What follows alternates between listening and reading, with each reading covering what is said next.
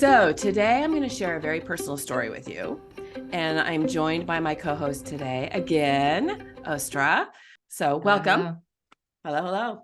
So it's a story that I haven't shared with very many people. I don't even think hardly anybody outside of therapy. And it was something that really changed the course of my life. It was probably the biggest part of my abuse that took me on a journey that was difficult. Yeah. Also, I want to mention that I haven't heard the story before, so I have no idea what's the story. Yes. And also, before we get into the story, what made you think of sharing the story or sharing it now? Especially knowing how big that story is for you and your journey in general. Yeah, there was a lot of deep shame that goes with this story. And so that was why I didn't share it for so many years. And it was recently that I realized and really took to heart the lie that I believed for so many years. And so that shame isn't even there anymore. And so it's interesting because when I know when I tell the story, it's not going to have the effect that it used to have on me, and which was an abundance of shame. So Right. I thought, and who knows how many other people deal with this? I know there's a lot. And I Yeah. want to And many share people deal how, with it in silence. well, that's what I did for years, and how it affects them and every part of their life, every part of all their relationships, and that there is a way to work around it for sure and heal from it. So let's start with the story. How do you want to Let's go with start with it? the Do you story. just want to So I'll just start sharing it. Okay. So at the time I was probably about 11 or so. Okay. And it was with my brother. And my brother, the abuse I got from him was verbal, emotional, and physical abuse. There was no sexual abuse. Um, and, it was more often than not, he was mad at me or he was doing something. It was rare that we would have a good conversation. So at the time, we were in my mom's car. He had driven my mom to work, and we were coming back. And I honestly, I sit and think, why was I in the car with him at the time? And I How don't old know was why I he? was. He's 7 years older than me, so he Okay. was 18. And so I can tell you exactly where we were on the road. It is so crystal clear to me. So we were driving back and we were having a normal conversation, which was rare. He wasn't mad at me. He was, we're just like you and I are having right now. And he, out of the blue, says, well, you know that nobody likes you, right? All of mom and dad's friends, they don't like you. And at that moment, I just remember, I felt like someone punched me in the chest. And it literally took my breath away. I remember because I was looking at him when he said it to me. And it was so convincing because there was no change on his face. Like it's Yeah, just like a a matter of casual fact, fact. Yeah. just a casual fact, like the sun comes up in the morning. And remember sitting back and just thinking, being devastated, like literally being devastated and believing him immediately, without question. I believed him. And I think it's because the way he presented it, right? He wasn't angry with me. It was a calm conversation. And it shut me up. It shut me up. And so what that did is that put a veil over my eyes. And I went into every situation, every relationship, as though people don't like me. That's just, I'd walk into the room with nobody in here likes me. It became just kind of part of my thinking. It wasn't even, it became subconscious. And so I'm sure that there was an energy that came off of me as such. And so with that, there was even less trust that I had for other people. And what ended up happening is, because in my mind, nobody liked me, I had to get people to like me. So I flipped over to a people pleaser and a codependent and an enabler in every part of my life, because my goal was to get somebody to like me. And how it affected my marriages. And this is nothing against my husbands, my 2 previous husbands. This is 100% me. My first husband and I got together and we were both unhealthy. But he was the first and only man that was going to love me. That is exactly what I thought. Oh my gosh, I finally found someone that loves me. I've got to hang on to him no matter what. And he wasn't good to me. I was better to him than he was to me, but there's things I definitely am not proud of. That marriage failed, and I went into the next marriage, and he was a full-on narcissist. And it was the same thing. It was the same people pleasing and trying to get acceptance. At the time, I didn't realize he was a narcissist. But when I look back on all the behavior, he was clearly, gaslight or, all that. And so at the time it was, well, I've got to get him to approve of me. I've got to get him to be okay with me. And he would just sit there. And I just remember, like, I felt like I was always in trouble. And I mistakenly would say that to him too. And that just fueled him, right? That just helped his journey of making me miserable. And so it was after my second husband passed that I really had to take a good look at myself.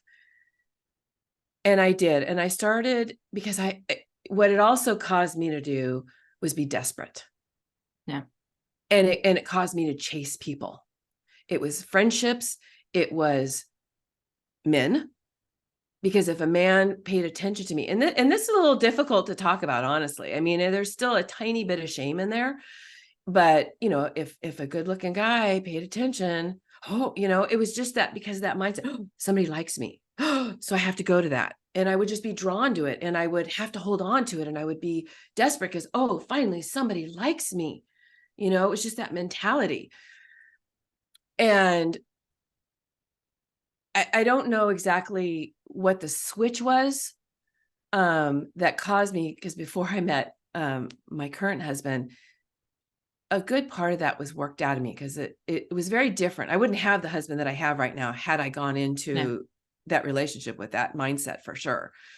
But even being with him, because I always talk about how we're always iron sharpens iron, it's gotten even better. And that lie has been worked out. And a lot of that was through doing EMDR work and therapy work. And just understanding, when I think about that little 11-year-old Lisa and where she was at that time and where I'm at now, it's completely different. And I don't even remember if I said anything to my mom, like when we got home that night. I mean, I didn't get any help with it. Because it was my habit that when things were done or said to me, to not say anything, And also, assuming that you believe that nobody likes you, you had no reason to even consider looking for help or reaching out or asking. Right, because I'm just going to get it confirmed, right? Somebody's just going to say, well, yeah, nobody likes you. Yeah. And that stuff would be used against me when my abusers were mad at me. So I learned how to try to manipulate it so things weren't said, so they wouldn't be used against me. Okay. So that's kind of a Reader's Digest of that whole story, but you could imagine how that filtered out into my entire life and affected every area of my life. Yeah, it's something that I can relate to, even from my experience. When we had a conversation, I told you that I was convinced that I'm boring. People don't like to talk to me. I'm not interesting and all this kind of stuff. So I have an idea of when that shift starts to happen, or what is it that's causing that. But before we go there, probably I would want to dive more deeper into pretty much the things that you were talking about. So the first thing probably would be, you as young Lisa, when you heard that kind of your brother is saying that nobody likes you and all that, what were some things that it made you think about yourself, or what did it meant about you as a person?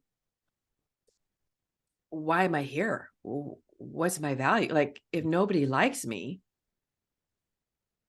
what am I going to do? It just made me feel like I didn't have any value.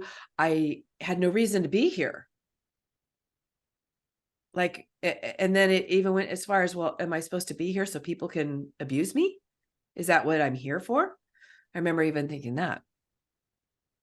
And then it would get confirmed over the years, and I can see the pattern. I can see me going into any kind of relationship, work, friendship, whatever, with this mindset and this energy of nobody likes me.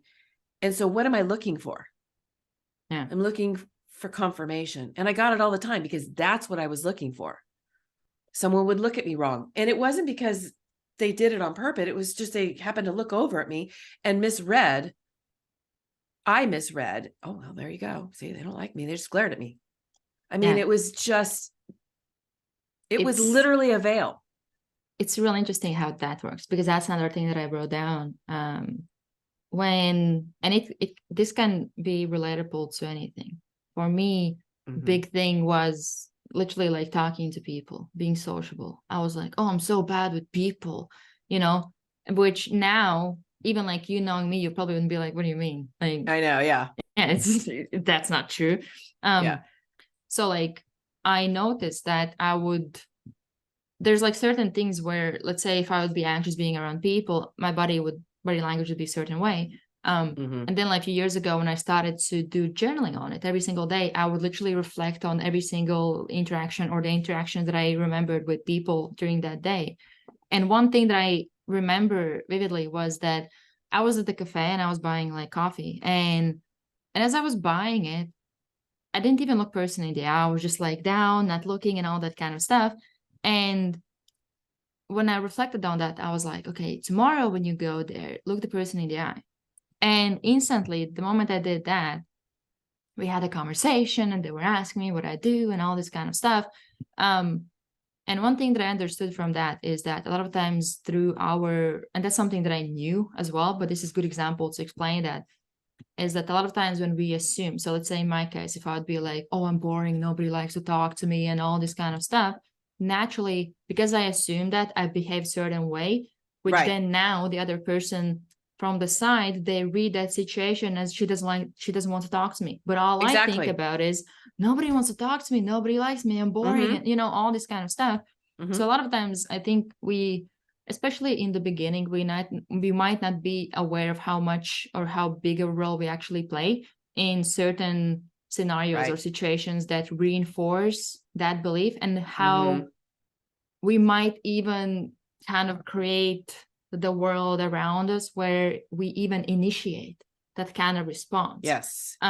Were there several things, you kind of mentioned a few of the examples, but were there some more things that you were doing that would kind of, one thing that you said that you actually focus on that, but what are some of the things that you were focusing on, or that you would find important kind of proof that nobody likes me? Well, I would go through friends, and as soon as there would be any kind of disagreement, the friendship would be over. There's more confirmation. I can't get along with people. And then they abandoned me, because that, and an abandonment was huge in my life as well, because I did have a lot of that. And so that also fed. The abandonment came from my dad, not protecting me, literally, physically moving, hiding, my mom not being engaged with me. And then, my mom died when I was 16. So there was a lot of that. So what are some of the other things there was just, when I think back, because I sit and I reflect on this stuff, and then I see some of it, and I work really hard at not allowing it to affect me, because it can bring shame up of, oh God, I behave that way, but the biggest thing, and this is the one that really held a lot of shame with me, is I absolutely chased men. I was always on the hunt to find that guy to love me. So it was rare that I was single from even like 15 years old on. I had to have, in order to have some value, I had to have that man, because that man proved to the world that I am liked.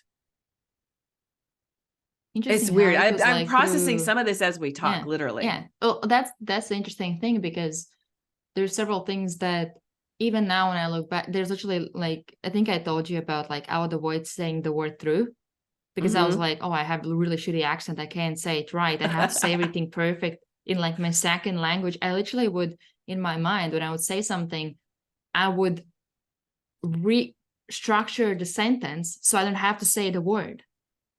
It's like, Yes, how yes. silly is I that? know. How much extra work is that? But it's That sounds like something something I would do. when we have some kind of assumptions or something like that, a lot of times they're not, for me at the time, makes sense. But now looking back, I'm like, it doesn't make sense at all. Like, it's not that big of a deal. Most people don't even notice it until I would mention that. They're like, oh, really? You know? Right. Or they think it's And cute. yeah, even better, you know? And now I'm Right. trying to like avoid that word because nobody can hear. I can't say it perfect, or I have accent or whatever. Right. And it's something that like we do these seemingly dumb things or have these like assumptions.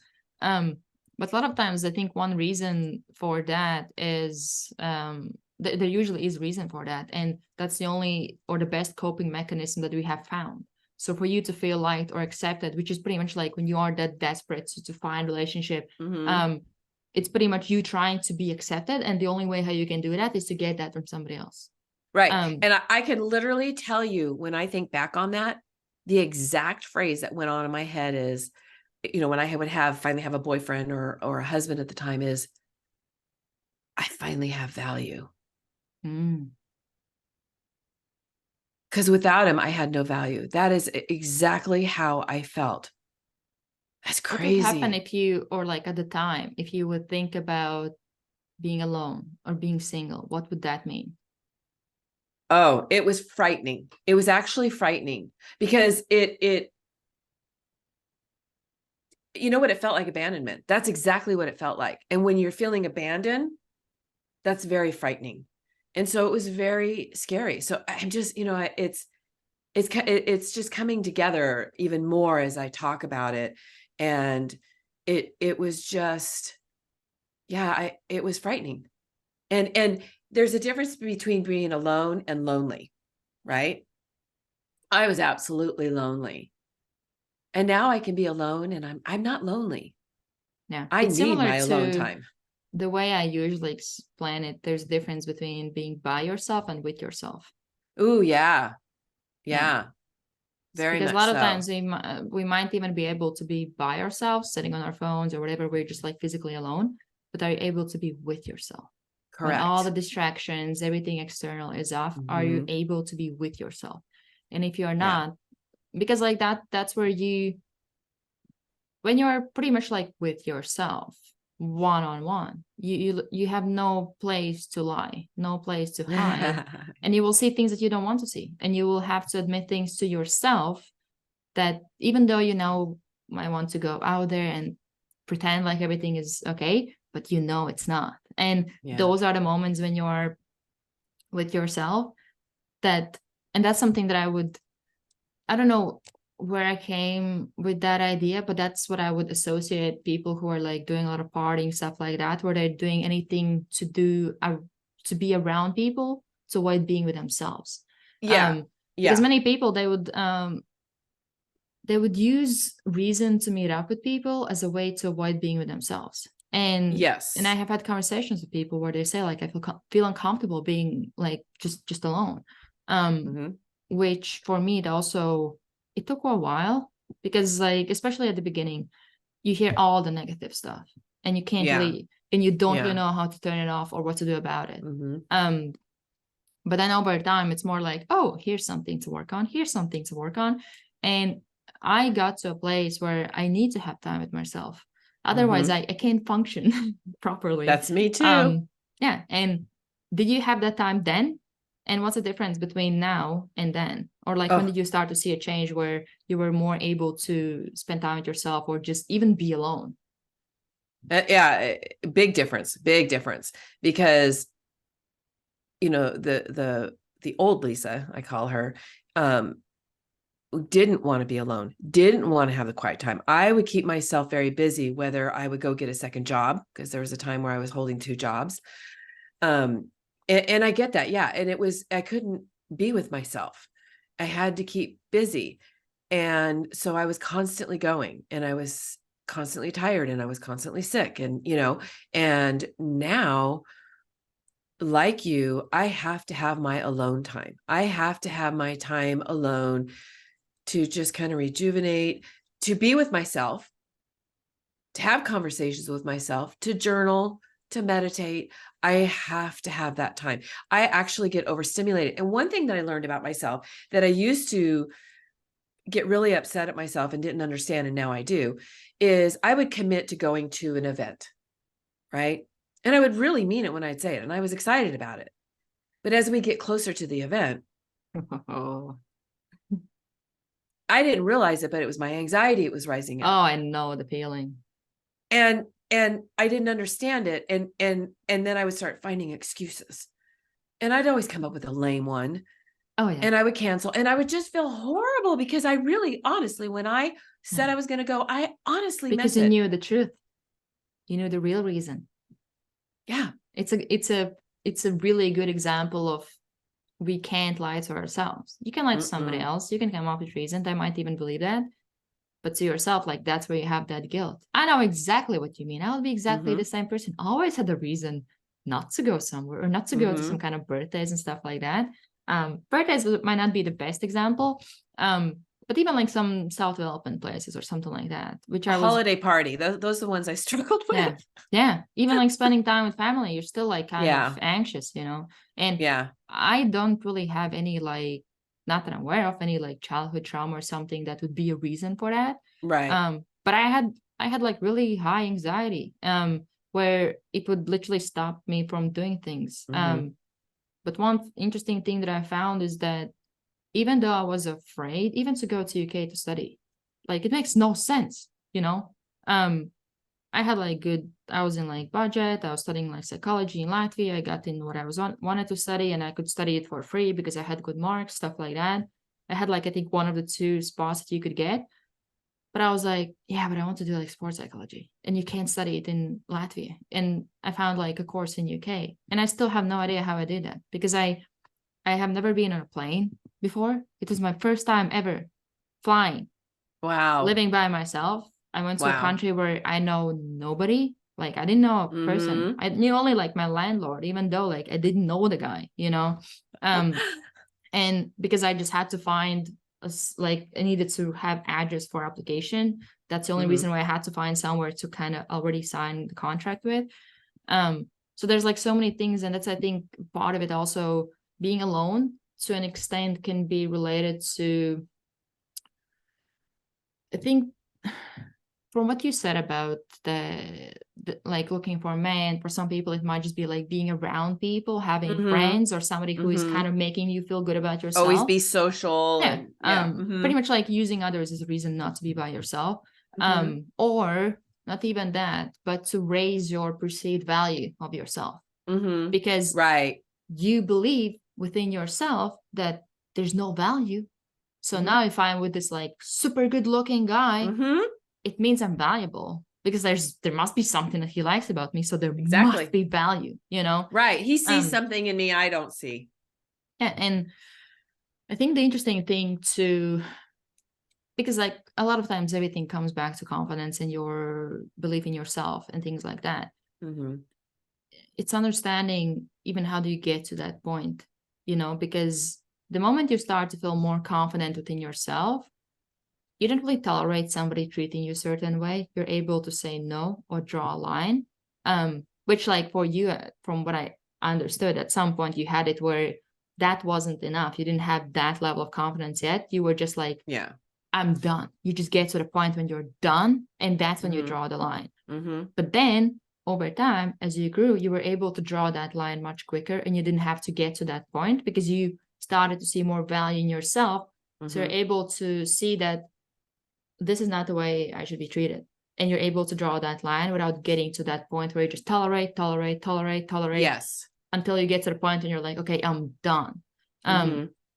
And I think huge role in that is played by your confidence and the value that you see within yourself, Mm-hmm. which anybody listening, it's not something that is set in stone the moment you're born, or like whenever, No. like your example, for example, when somebody says that you're not liked, things like that, doesn't mean that it's a fact. So it's something that we can consciously work on and develop. There's no shortcuts to that, but it is something that we can develop, and it's something that you can get to a point where I myself would never believe that I would be able to have the confidence or belief in myself that I have right now. And still, I'm like, there's so much work to do. But younger me would never believe that I'm doing things that I'm doing right now, even like Mm-hmm. talking to strangers, networking, things like that. Yeah. She would never do that. I actually remember when before I went to university, I would Mm-hmm. reach out to people, sports psychologists, because I wanted to study and I wanted to ask them which of the programs is the best. And I remember one guy responded, and he responded an email, and which I was afraid to open to start with. I was like, oh my gosh, I don't want to see what's in there. And then once I opened it, he said like, oh, I would love to jump on a Skype call. And I'm like, oh my gosh, now I have to do a call with him. Even though I What wanted did to I get do? exactly. I remember I was so anxious. You know, like how you, even like when you do some kind of public speaking, or you know that you're being watched, you know, you have this kind of sense of All anxiety, and you're eyes are like on you. breathing weird, and you're like talking weird, you feel like you don't know even how to breathe anymore. That Your was mind me goes on that blank. call. Yeah, that was me on that call. I'm like, oh shit. But and that's pretty much where I started. And I Yeah. would never imagine that I would be able to have conversations right now, even like doing podcasts, like never would imagine doing that. And that's something that I think that many times things, and half marathon also that I finished is pretty good example of, and it's kind of the message that I want to deliver to people listening, is that many things that you feel like are impossible right now, it Mm-hmm. doesn't mean that they're impossible. It's just that you might have not taken enough steps, you might have not given Mm-hmm. yourself enough proof to believe in yourself about certain things. Mm-hmm. But that end goal, it's not impossible. Mm-hmm. It's literally like everything, it's just a matter of time. It's just about being able to stay in it, which Mm-hmm. sometimes can feel so hard, And exhausting. Yeah. exhausting. And it's actually interesting question for you. If you knew, let's say as you were like 11 years old, or Mm-hmm. when you started to work on yourself or work through your trauma, if you knew how much work and effort would it take for you to get to this point where you are right now, would you do it again? Absolutely. Only faster. Well, that's the thing for me. Mm-hmm. I'm like, if I knew how much work was ahead of me, I don't know if I would do it, Ugh. because you know all the work that's ahead of you and you're just at day one. And you know that it might take years. And even after those years, you still have all these things to work on. But for me, now, like kind of not knowing how much time it's going to take, you're like, okay, I'm just going to try another day. Okay, Right. another day, you know? But then when you look back, well, it's been years now. And you see how much you have grown. But it's an interesting conversation that I had with one of my friends, where she said that she was thinking about that question. And I'm like, I don't know, because you go through so many setbacks, so many times, and you're like, I'm just done. I don't want to do this anymore. It's not working. And you're like kind of done with it. And if you Mm-hmm. knew that you had to go through that like this many times, and then you have this setback, and then you still have to work on it, another setback, and you know that you're literally at day one of the whole journey. Um, You know what motivates me? Because this is what was in my head when I started my healing journey. I don't want to feel like this anymore. mm, I don't want to feel like this anymore. I never called myself broken, which I'm really proud of, because we're not broken. We are yeah. not broken. Um, but I knew that things weren't right inside of me, but I didn't know what that was. And I really didn't like the way I feel. the way I felt. I was looking for a way to get rid of those feelings without doing drugs, without, Yeah. you know, but I wanted to get rid of that pain. I knew I was in pain.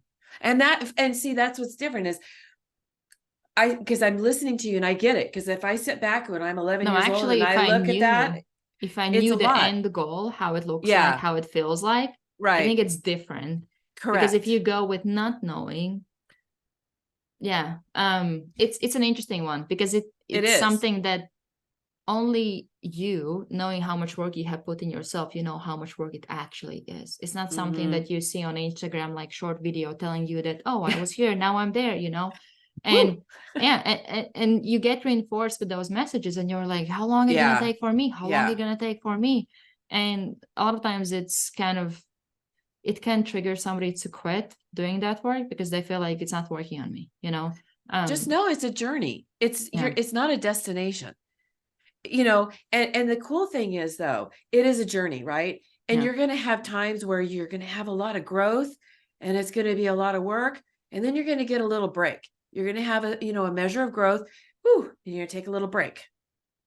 And then you're going to go ahead. It's a journey and it's not a destination. And if we look at it like, well, once I get that, I'm going to be happy. You're going to be forever unhappy because you can be, and I live this now, you can be happy in any situation. You could not, in almost any situation. I mean, without getting graphic, but okay, you know what I mean? Can you define happy? Oh, to me, happiness is feeling at peace of where I'm at. Yeah, let's find definition. Yeah, maybe happiness isn't the right word, but being at peace of where I'm at and being grateful for where I'm at. The reason why I'm asking, the state of being happy. The reason I'm asking is because some people might assume that being happy means that everything's perfect. Yeah, and everybody's definition of happiness is different. And for me, it's living in peace as much as I can. That is my goal, is to constantly live in peace. And so to me, that's happy. Yeah. Because I lived in survival mode for years. I like Joanna's definition. Oh, when she was on your podcast, she said happiness is knowing that you can deal with whatever situation comes your way. Yes. Something like that.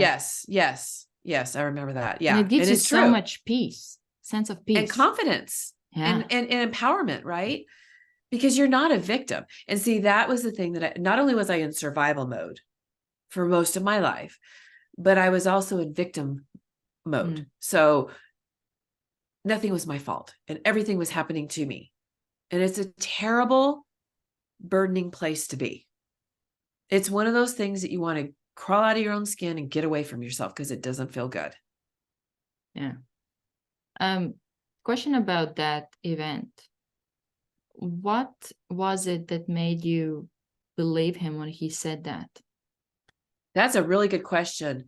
I think it was because the way the conversation was going, because it was a very calm conversation.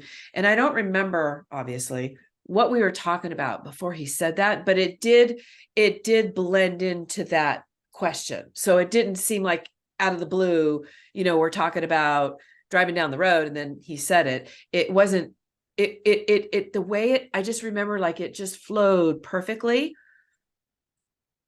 And I don't know why, but I did immediately. First, I was heartbroken. The first reaction was heartbreak. And then the second was, oh my gosh, people don't like me. And it was absolute belief. I don't know, because I'm trying to think, like, did I just always believe him? And also, did you have a reason to believe what he said?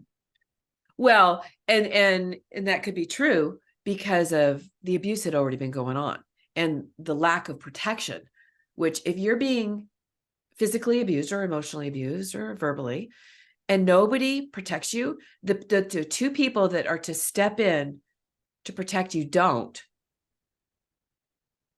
So you could see where that seed was already kind of planted. And how would young Lisa describe describe, let's say before you being called somebody who's, or said that you're not liked, how would you describe somebody who's liked? How would that look like? Oh, that's a good question. How would they look? Well, people would want them around, people would appreciate them, we'd have fun together, as an 11-year-old, right? Yeah. We'd play together, we'd get along. To me, that was being liked. And did you So have kind of that with opposite. people in your life? I had friends. Yeah. I definitely had friends in my life, little Yeah. girlfriends that, yeah. I mean, as a child, I had a lot of friends. And when I think back on it, I spent as much time at their houses as I could to get away from mine. So I had friends over, but it was me mostly going to other people's houses. So yeah, I had friends. And so I understood what that meant. And when he said, he was talking about when he first said, nobody likes you, like Bard and Dorothy. And those were really close friends, family friends. They were like, Bard was like my grandfather. I loved Bard to the very end. He was so cool.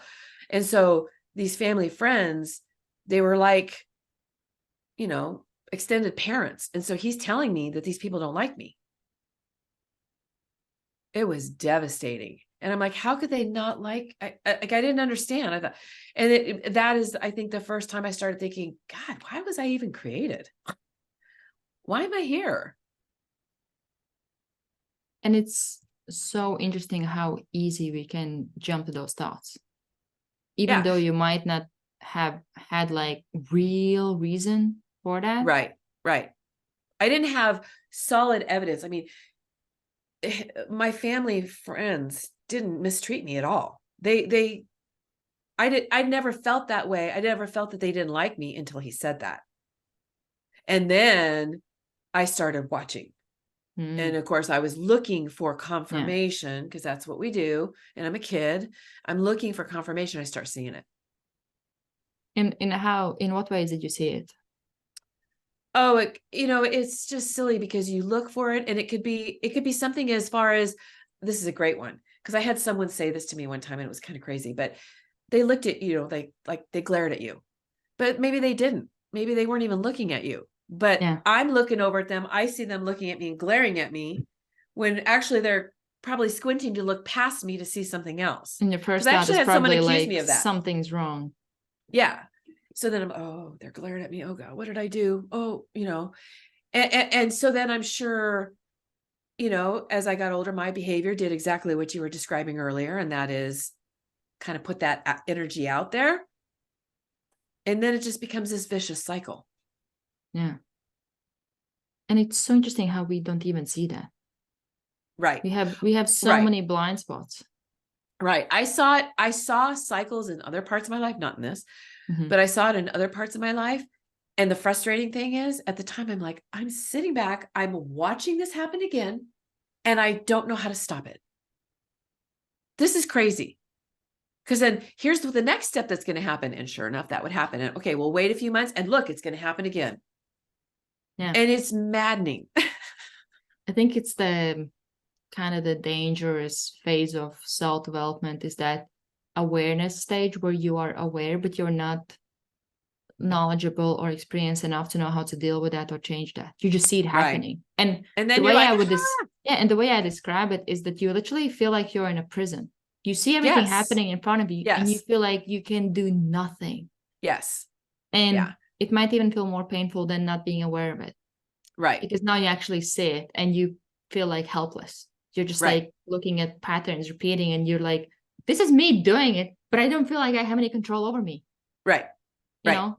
And for some people, they're like, that's ridiculous. What are you talking about? But when you are in that stage, you're so consumed by that pattern or the way you have been behaving or that like behavior that you literally feel like there's no other way. You don't even know like how the other way would look like or what you actually need to do to change that. You just literally just watch it like a movie. Here we go again. Right. Right. And I just remember thinking, I felt like I was walking up against a wall. Like I couldn't see how to get on the other side. Right. I felt like I was walking up and just banging my head against a wall. And it dawned on me one day, do something different. Do something different. Just one little thing different. And it kind of like, well, what a revelation, of course. And I started doing that, and I started breaking those cycles. I think I got all the cycles. I'm not sure, but I'm looking. I think we all have more, and Yeah. there That we're might just not even be aware of. some, yeah, there might be some that you're not even aware of.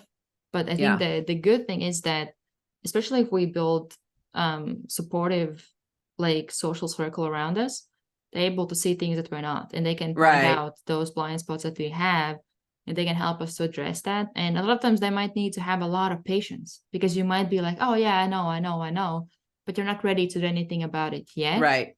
until you get to a point when you're like, either I'm I'm sick of done, it. Yeah. or you're like, okay, I actually feel ready, or I feel like it's time to now address this. Hmm. Because I think at any moment of time, I think anybody who is intentionally working on themselves, there's always something to work on, and it's hard to work on everything at the same time. I'm speaking from experience. It's just really overwhelming, and you get nowhere. But it feels like, oh, if I work only on one thing, like it's nothing. But that's how you start to build up that momentum.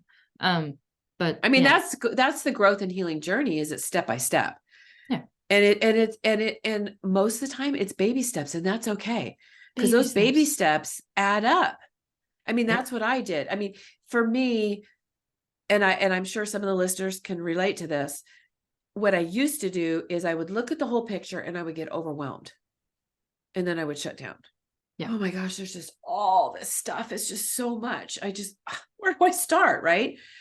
And it gets overwhelming, and then I do nothing. And so, yes, we need to look at the whole picture and get it, but it's a glance. And then it's, okay, what do I want to work on first? And most of the time, there's not necessarily a priority per se, but you find what you think is most important to work on first. Yeah.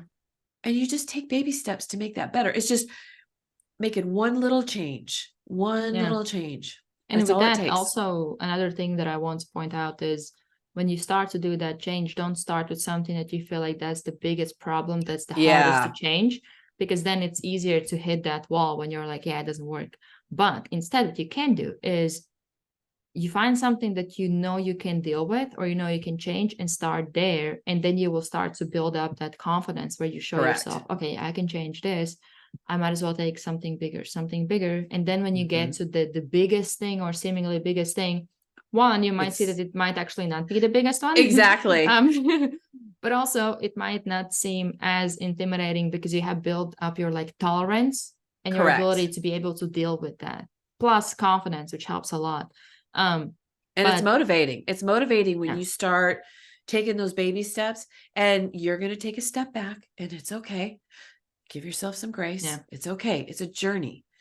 Get back going forward, but it motivates you. Yeah. Another question I wanted to ask you. For you, when you said that you weren't liked, um, moving forward from that, what did you started to think that you needed to be, do, or have to be liked? Oh, I used to joke that I was a chameleon. And that meant that I would adjust myself to fit, to make sure that you like me. So I would be the person I think that you would like. And I would do that with every relationship. And it was exhausting, and it didn't work. I wasn't myself. I was not myself. Which is exhausting in itself, probably. Oh, That's it's probably why. exhausting. And think about all the balls you have to juggle. That's a lot of juggling. And it was, and I was not successful. And people know, people can feel it. Even if they don't know, they feel it when it's not authentic. And it was definitely the thing of make the outside look real good, because the inside's a hot mess. So I'm Yeah. going to focus on the outside, which meant the physical look, my surroundings, and Okay. everything like that, because everything inside's a hot mess. So this is where I was headed with kind of my assumption of that this might have made you believe that you need to be perfect. Absolutely. Without So there's, question. to be Without liked, you question. need to be perfect. There can Yeah, nothing you nothing can't can be wrong. Right. And the other part of that, the perfectionism, there's that. The other part of that too is anytime I showed imperfection, it was used against me. Because you Oh, it attracted was people who would do that, right. right? And my abusers did that as well. Yeah. My abusers Mm. expected me to be perfect. And when I showed any kind of imperfection, it was used against me. So yes, absolutely. And that is, even though I was working on myself and I was changing, it wasn't until probably like the last 10 years that there's been the biggest growth and healing. But I definitely made sure the outside looked okay and that it was perfect. And I hated it. So Now, it was pretty I'm much not, like your definition of being liked was being perfect. because that's the only way they were going to like me. Mm. That was the only way, because I had no value. There was nothing for them to like. Do you remember what happened when you would talk to somebody or spend time with somebody who they would like you without you being perfect? Yeah. How was that? Oh, it was amazing. Didn't feel It weird was at first? amazing. Hmm? Didn't it feel like weird at first? It did. It felt weird, and but it stirred up that thing in me of, oh, I got to make this person my friend. Oh, I got to hang on to this person because, oh, they make me feel good. Oh, finally, someone's making me feel good. They're seeing my value, and so it would get so out of balance. That desperateness in me would come up. And would that It's be a kind of way how you disgusting. would like draw them away? Yeah. Yeah. Because Yeah. if they were healthy at all, they would see this thing going on and go, yeah, no, I can't do that. Yeah, no, that's not good. Yeah, that happened a lot. And it's a good example of like the people that we attract, right? Or even liked in Yes. our lives. Yeah. Because I'm pretty sure you had as many healthy or like regulated people as you had who might be like toxic and things like that. But Right. it's just like, who do you draw to yourself Exactly. more? Exactly. The more toxic people. And the thing that I experienced and we saw in the workshop when we did the workshop is it, especially with sexual abuse though, it just seems like we kind of get labeled. It's kind of weird. There's kind of this label across our forehead, abuse. And when it's not healed and you go into your adult life, you can end up in obviously domestic violence relationships. But mine even went so far as in my business, in my where I worked. I had one boss literally flip me and throw me on the ground.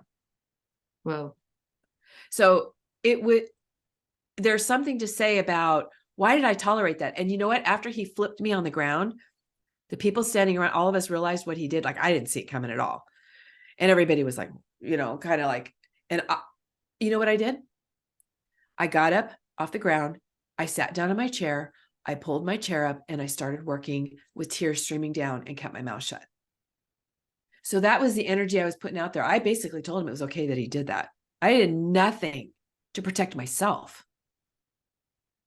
So, you'll hear often, unfortunately, children who were especially sexually abused later on in life, they've been raped.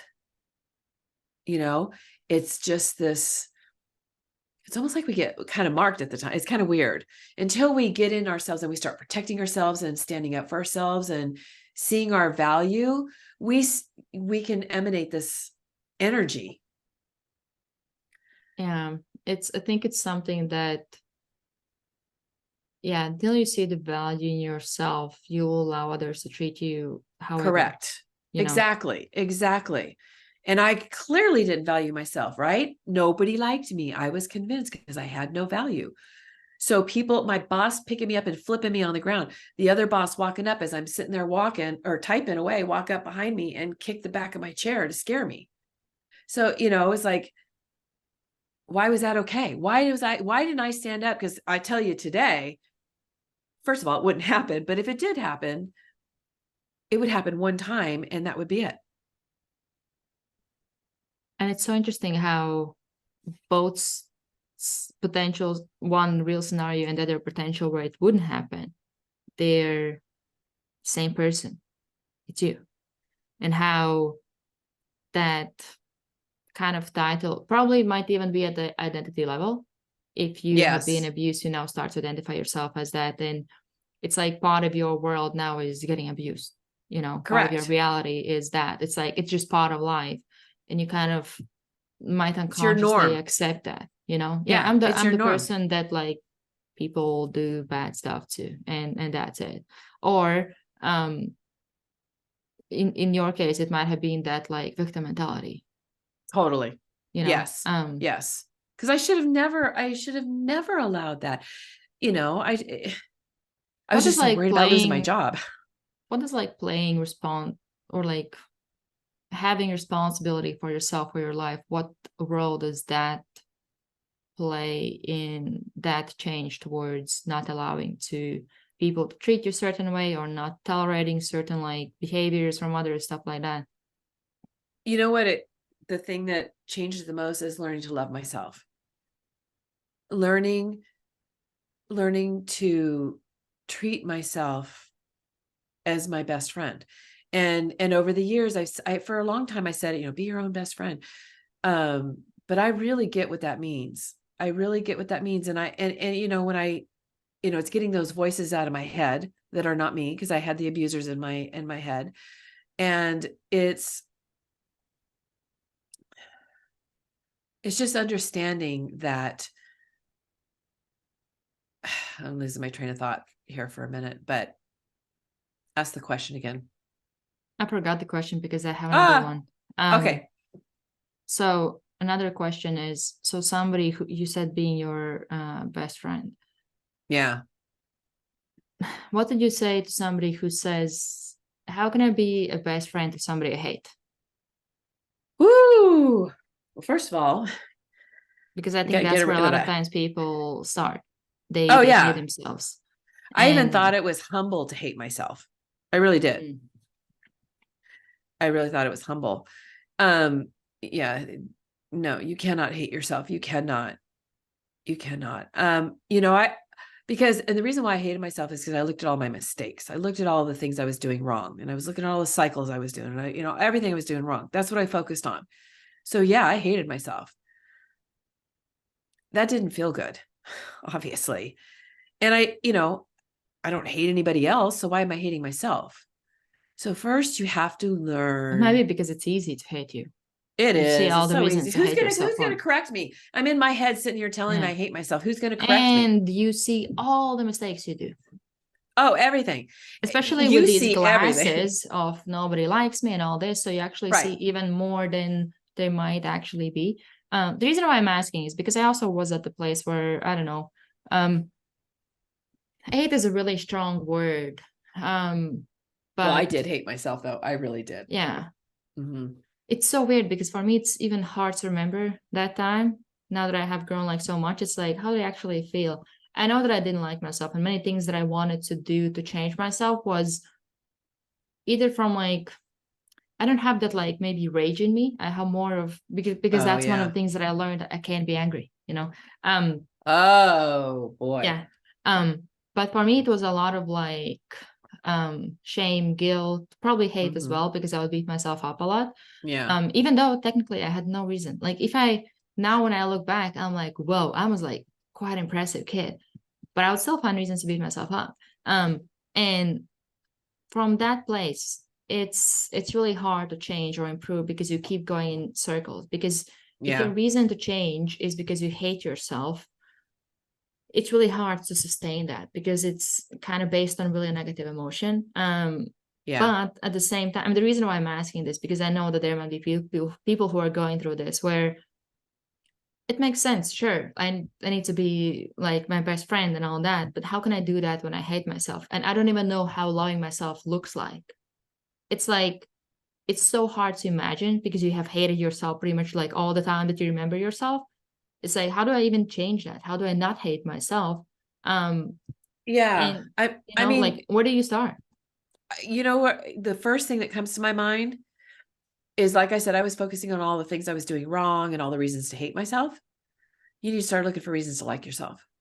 You need to and start. give yourself those reasons as well. Exactly. I mean, this is where self-awareness comes in, because you're going to have to, it's going to be dissecting your day. And you need to give yourself kudos when you do something right. If you went and cleaned the kitchen, give yourself a kudos. You know, it starts small. Again, those baby steps.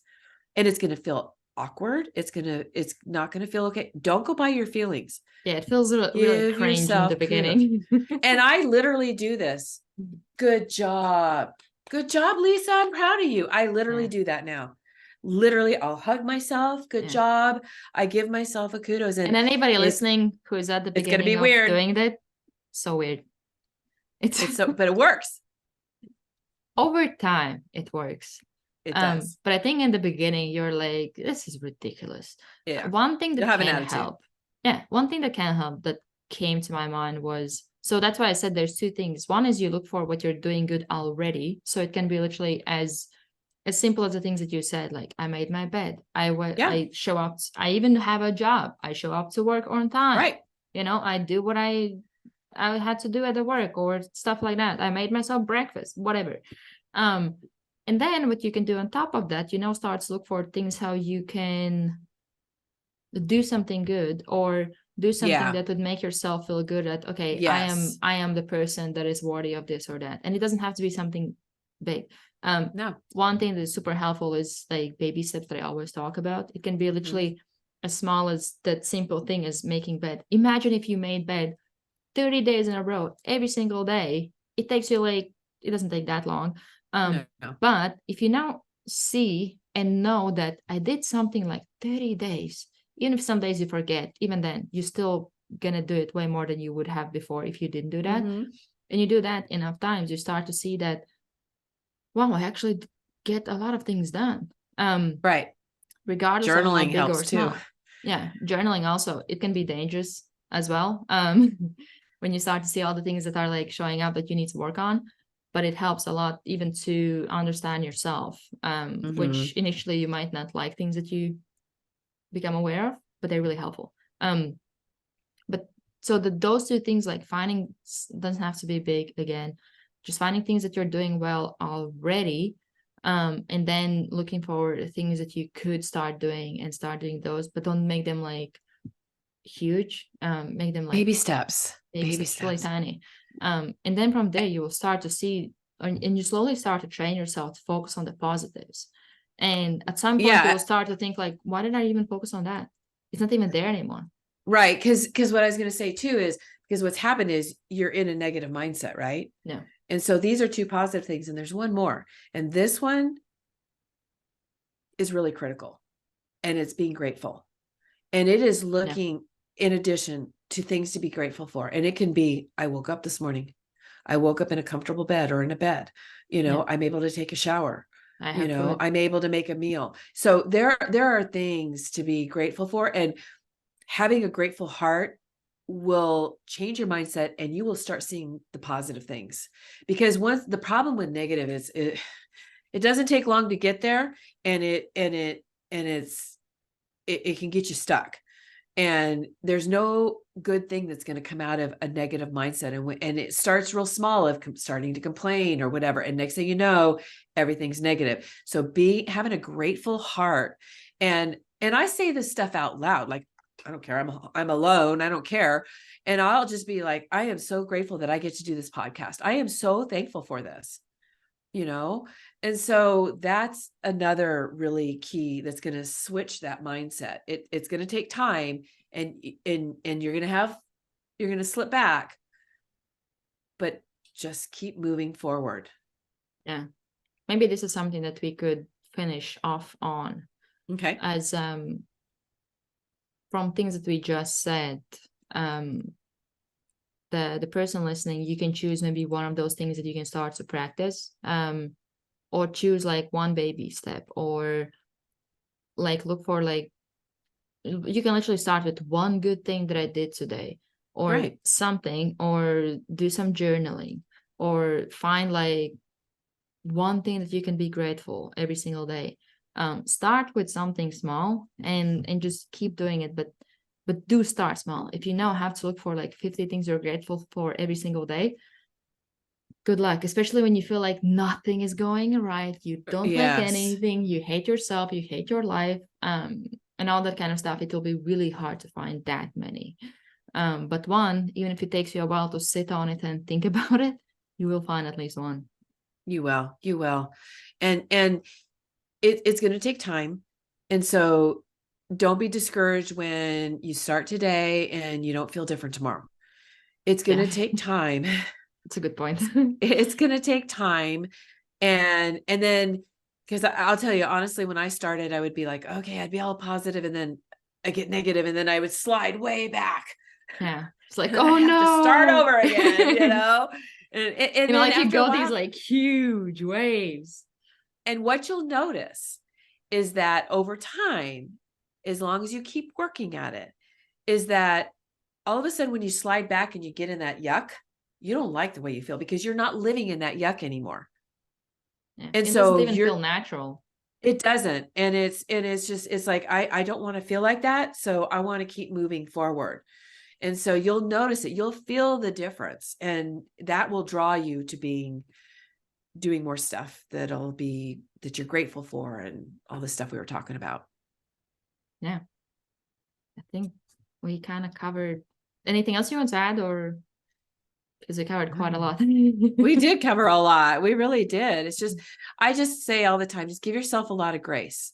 Give yourself more grace than you would give somebody else, because this is a journey, and you're learning something new, and it's natural for your body and your mind to go back into old habits.